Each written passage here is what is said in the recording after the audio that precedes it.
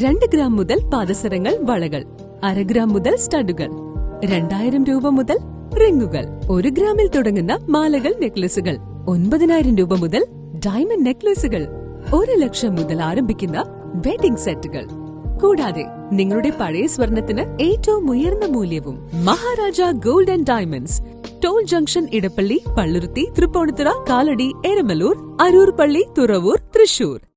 ലോക രക്താർബുദ ദിനാചരണം stem cell ദാതാക്കളെ ആദരിച്ചു. ലോക രക്താർബുദ ദിനാചരണത്തോടനുബന്ധിച്ച് DKMS ഫൗണ്ടേഷൻ ഇന്ത്യ രക്താർബുദ രോഗികൾക്ക് പുനർജന്മം നൽകിയ സ്റ്റെം സെൽ ദാതാക്കളെ ആദരിച്ചു. ഡോക്ടർ സായി കോഴിക്കോട്, മിഥുൻ കോഴിക്കോട്, കിഷോർ പാലക്കാട്, അബ്ദുൾ മലപ്പുറം, സഞ്ജയ് തിരുവനന്തപുരം, ഹമീം കൊല്ലം, ഡോക്ടർ ആമിന കോഴിക്കോട്, റാഷിദ് എന്നിവരെയാണ് DKMS ഫൗണ്ടേഷൻ ഇന്ത്യയുടെ നേതൃത്വത്തിൽ ആദരിച്ചത്. ഓരോ രക്താർബുദ രോഗിയുടെ പിന്നിൽ പ്രതീക്ഷയോടെ കാത്തിരിക്കുന്ന ഒരു കുടുംബമുണ്ടെന്ന് DKMS ഇന്ത്യ ചെയർമാൻ പാട്രിക് ബ്രൂർ പറഞ്ഞു. We can tell India's success story, that how many transplants we have done, how many registered donors we are doing. You can call the donors to donate, you can call the donors to register, and they listen to you. They listen to you because you have that power as a media.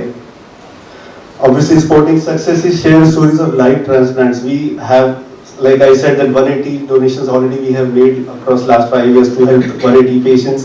You can, like this, we have called our donors here who will be in the stage next.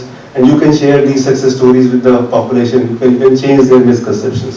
ശതകോടിയിലധികം ജനങ്ങളുള്ള ഒരു രാജ്യത്ത് 0.5 ദശലക്ഷം പേർ മാത്രമേ സാധ്യതയുള്ള ദാതാക്കളായി register ചെയ്തിട്ടുള്ളൂ എന്നത് വലിയ പോരായ്മയാണ്. കേരളത്തിൽ 21,964 രജിസ്ട്രേഷനുകളുണ്ടെങ്കിലും ഇനിയും നിരവധി പേർ മുന്നോട്ട് വരേണ്ടതുണ്ടെന്നും അദ്ദേഹം പറഞ്ഞു. 2019 സ്ഥാപിതമായത് മുതൽ DKMS ഫൗണ്ടേഷൻ ഇന്ത്യ 2 ലക്ഷത്തിലധികം സാധ്യതയുള്ള സ്റ്റെം സെൽ ദാതാക്കളെ രജിസ്റ്റർ ചെയ്യുകയും 160-ലധികം ട്രാൻസ്പ്ലാന്റുകൾക്ക് സൗകര്യമൊരുക്കുകയും ചെയ്തുകൊണ്ട് രക്താർബുദത്തിനെതിരായ പോരാട്ടത്തിൽ നിർണായക പങ്കുവഹിക്കുന്നുണ്ട്. News bureau, Kochi.